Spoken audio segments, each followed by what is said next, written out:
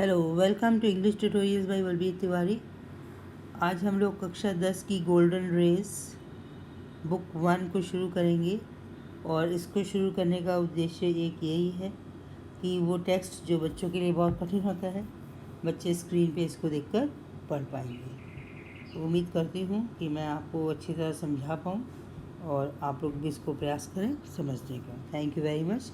Let us begin with the lesson. Lesson का नाम है the book that saved the earth. अब यहाँ पे यदि हम देखें कि ये जो बुक है और जो टाइटल है अपना, ये है the book that saved the earth. Title अपने आप में ही बहुत कुछ हमें समझा रहा है। जैसे कि द और द, ये जो द है ये एक आर्टिकल है और आर्टिकल कौन सा है? निश्चित बताने वाला, निश्चितता बताने वाला, और इसको हम इंग्लिश में कहेंगे डेफिनेट आर्टिकल। डेफिनेट आर्टिकल का प्रयोग कहाँ होता है? ये थोड़ा सा पाठ के नाम का परिचय है, जिससे हम लोग जब आगे द आएगा तो कम से कम बार बार हमारे दिमाग में रहेगा द को कहाँ यूज़ किया जाना है। द बुक, वह पुस्तक, यहाँ पे द का भाव क्या है? वह विशेष पुस्तक, दैट, जिसने, कौन सी पुस्तक? वह पुस्तक जिसने क्या काम किया? सेव्ड, सेव्ड यानी कि बचाया। किसको बचाया? द अर्थ को। यहाँ पे द आर्टिकल है, द आर्टिकल है, ये डेफिनेट आर्टिकल है, निश्चितता बताने वाला। तो द अर्थ कोई 1 2 3 4 पृथ्वियाँ तो है नहीं, एक ही अर्थ है, तो इसीलिए उसके आगे क्या लगेगा? द। हम जानते हैं कि इस अर्थ की बात हो रही है। सो जो नाटक है, कहानी है, उसका नाम है वह पुस्तक जिसने धरती को बचाया है। यह एक लघु नाटिका है और लघु नाटिका में क्या होता है, या किसी भी तरह के नाटक यानी कि ड्रामा में क्या होगा, इसमें कैरेक्टर्स होते हैं। ये जो कैरेक्टर्स, हिंदी में इनको कहते हैं पात्र। और पात्र का क्या ये होता है कि वे अपने बारे में खुद ही अपने व्यवहार से अपनी जानकारी दे देते हैं। अक्सर हम जो कहानियाँ पढ़ते हैं उन कहानियों में पात्र के बारे में विवरण दिया जाता है, लेकिन नाटक में हम देखते हैं यदि कोई पात्र अच्छा काम कर रहा होता है तो हम कहते हैं ये पात्र बहुत अच्छा है। कोई गलत काम करता है, चोरी चकारी करता है, तो हम कहते हैं ये पात्र नेगेटिव रोल है। तो उनके जो क्रियाकलाप होते हैं, उनके जो वर्क्स होते हैं, उससे हम उस कैरेक्टर के बारे में जान लेते हैं। इस लघु नाटिका में जो कैरेक्टर्स हैं वो है हिस्टोरियन, इतिहासकार, great and mighty think tank. Think tank नाम है और वो थिंक टैंक कैसे है? ग्रेट, महान है, और माइटी है, महाबली है। अगला जो कैरेक्टर है वो है अप्रेंटिस नूडल। अप्रेंटिस मतलब प्रशिक्षु, जो ट्रेनिंग ले रहे होते हैं, जो शिक्षण अभी सीख रहे होते हैं, और वो पात्र का नाम है noodle. Captain omega, lieutenant iota, ये कैप्टन है, ओमेगा और आयोटा लेफ्टिनेंट है।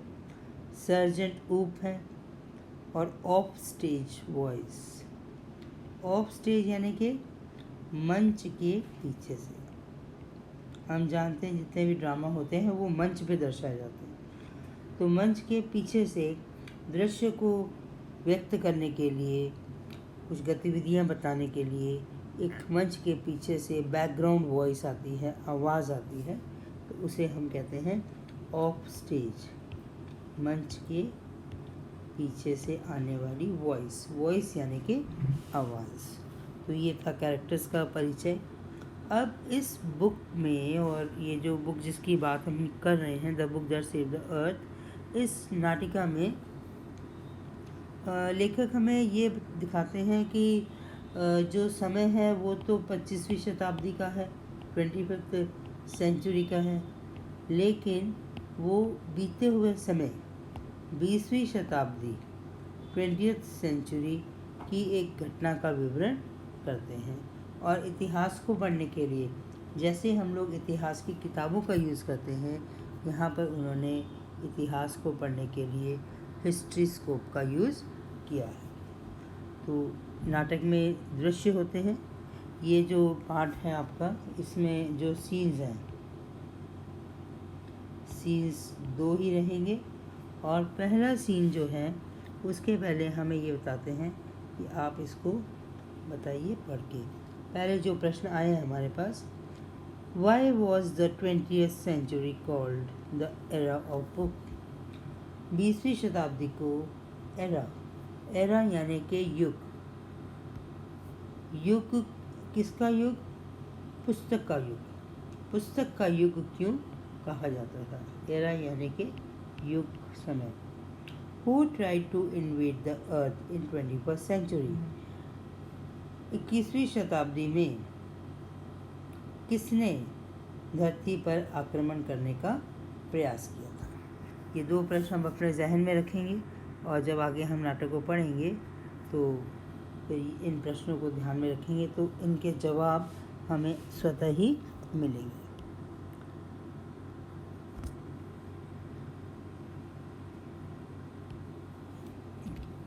सीन 1, ये फिर वही प्रश्न ऊपर हम देख रहे हैं। Why was the 20th century called the era of book? 20वीं शताब्दी को बुक का एरा क्यों कहा जाता था? किताबों का युग क्यों कहा जाता था? And who try to invade the earth in 21st century? 21वीं शताब्दी में किसने धरती पर आक्रमण करने का प्रयास किया था? अब सीन जो 1 है, सीन यानी कि दृश्य।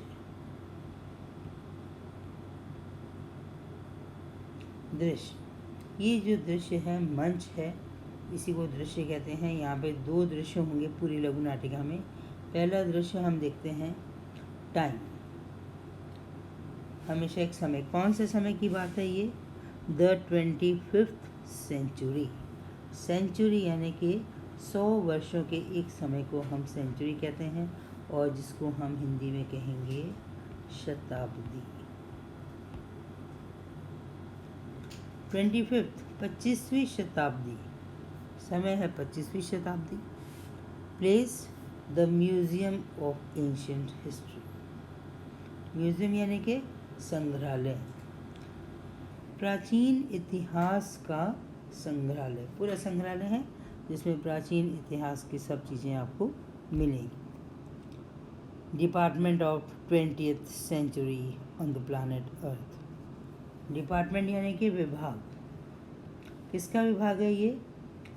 प्लैनेट अर्थ पर, प्लैनेट ग्रह, प्लैनेट अर्थ पर, पृथ्वी पर 20वीं शताब्दी का विभाग। संग्रहालय तो है, संग्रहालय तो बहुत बड़ा है, लेकिन उस संग्रहालय में जो प्राचीन इतिहास है उसके संग्रहालय के ये जो भाग हमें सीन 1 में दिखाई दे रहा है, ये विभाग है 20वीं शताब्दी के धरती का। धरती पर जो 20वीं शताब्दी का समय था उस समय के विभाग को दर्शाया गया है। आगे चलते हैं। Before rise. राइज मतलब उठना, और नाटक में क्या उठता है? पर्दा। पर्दा उठता है, फिर सभी पात्र नज़र आते हैं, लेकिन कभी कभी पर्दा नीचे ही रहता है, पात्र पीछे लाइट से दिखाई देते हैं। तो यहाँ पे बिफोर राइज यानी कि पर्दा उठने से पहले। पर्दा उठने से पहले क्या है? Spotlight shines on historian. जो स्पॉटलाइट है, स्पॉटलाइट बिंदु प्रदीप, एक बिंदु, स्पॉट यानी कि बिंदु, लाइट यानी कि रोशनी। एक बिंदु पर पड़ने वाली जो रोशनी है, शाइन्स, वो चमकती है। किस पर चमकती है? ऑन हिस्टोरियन, हिस्टोरियन पर बिंदु प्रकाश चमकता है। तो पूरे मंच पर हमें कौन दिखाई देती हैं? Historian. Who is sitting at A table down right? Who is sitting, उस हिस्टोरियन पर ये स्पॉटलाइट शाइन करती है। हु, जो, इज सिटिंग, जो बैठी हुई हैं, एट ए टेबल डाउन राइट, दाईं तरफ, मंच के दाईं तरफ हिस्टोरियन बैठी हुई हैं टेबल पर और उनके ऊपर लाइट है। Down, a table down right at the table on which a movie projector is, उस टेबल के बगल में बैठी हैं जिसके ऊपर की एक मूवी प्रोजेक्टर है। मूवी यानी चलचित्र, चलचित्र प्रोजेक्टर है जिसकी मदद से हम चलचित्र को देख सकते हैं। A sign on an easel beside her reads, एक साइन, एक सिंबल, एक निर्देश, ऑन द easel, easel यानी कि चित्रफलक, जिसके ऊपर या हम कह सकते हैं ड्राइंग बोर्ड, चित्र फलक, फलक यानी कि बोर्ड, वो बोर्ड, वो कैनवस जिसके ऊपर की कोई ना कोई सिंबल या कोई फोटो हम लगा सकते हैं। लेकिन उस बोर्ड पर क्या लिखा हुआ है? ऑन हर रीड्स, उस पर ये पढ़ा जा सकता है museum of ancient history. Board पे लिखा हुआ है म्यूजियम, संग्रहालय, प्राचीन इतिहास का संग्रहालय। Department of the 20th century, और कोलन के बाद लिखा हुआ है department of the 20th century. तो ये बताने के लिए कि ये जो विभाग है इसमें हमें क्या देखने को मिलेगा।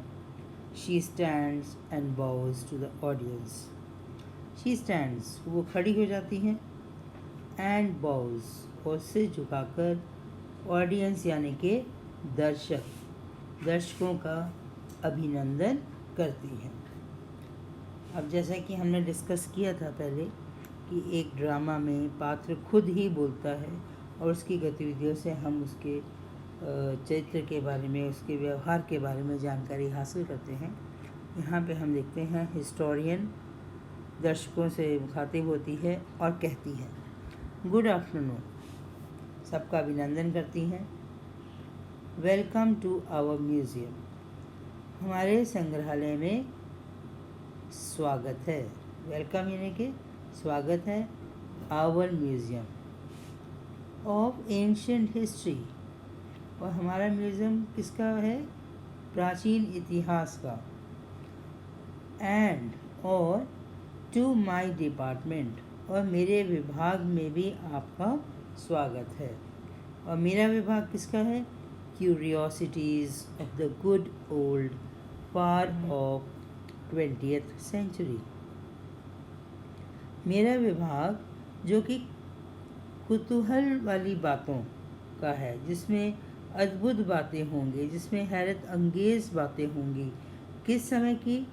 ऑफ द गुड ओल्ड, प्राचीन अच्छे समय की। फार ऑफ, जो कि हमसे बहुत दूर है। 20th सेंचुरी, 20वीं शताब्दी की बात की हैरत अंगेज़ बातें जो मेरे विभाग की हैं। मेरा विभाग इन बातों से भरा हुआ है और इस विभाग में आपका स्वागत है। The 20th century was often called the era of the book. 20वीं शताब्दी वॉज, जो 20th सेंचुरी 20वीं शताब्दी, वॉज ऑफन कॉल्ड, वो अक्सर, ऑफन यानी कि अक्सर, कॉल्ड वो कहलाई जाती थी। क्या कहलाई जाती थी?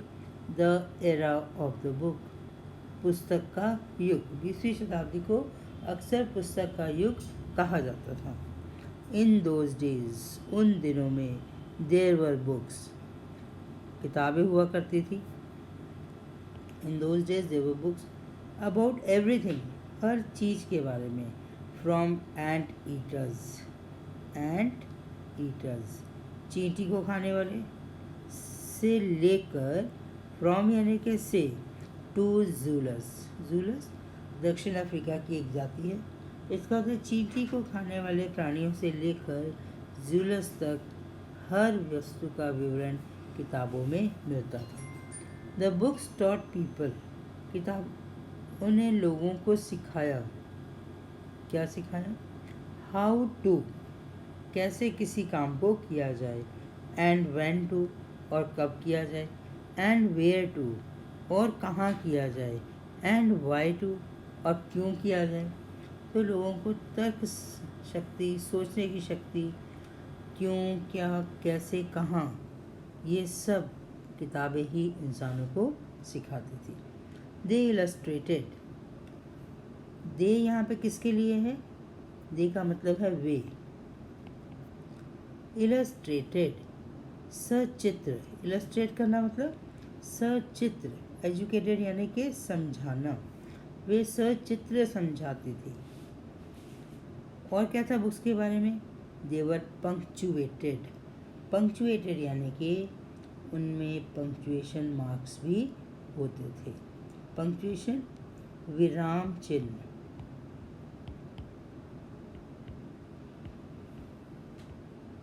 विराम चिन्ह भी होते थे। ये विराम चिन्ह क्या है? जैसे फुल स्टॉप है, क्वेश्चन मार्क है, कोलन है, सेमीकोलन है, ब्रैकेट है, ऐसे मार्क्स जिससे कि कोई सेंस, कोई सार्थक अर्थ निकलता था। एंड इवन डेकोरेटेड, वो पंक्चुएटेड ही नहीं थी, वो हमें सिखाती ही नहीं थी, वो डेकोरेटेड भी हुआ करती थी, सची भी होती थी, अलंकृत भी होती थी। But the strangest thing a book ever did, लेकिन स्ट्रेंजेस्ट यानी कि जो सबसे हैरत अंगेज चीज़ जो किसी पुस्तक ने कभी किया था वो था it was to save the earth, वो था अर्थ को बचाना। यहाँ पे हम इस पार्ट को छोड़ते हैं। अगले वीडियो में हम आगे का कंटिन्यू करेंगे, थोड़ा पीछे को टच करते हुए। Thank you very much for being with me, और उम्मीद करती हूँ कि आप सबको समझ आया होगा। Thank you.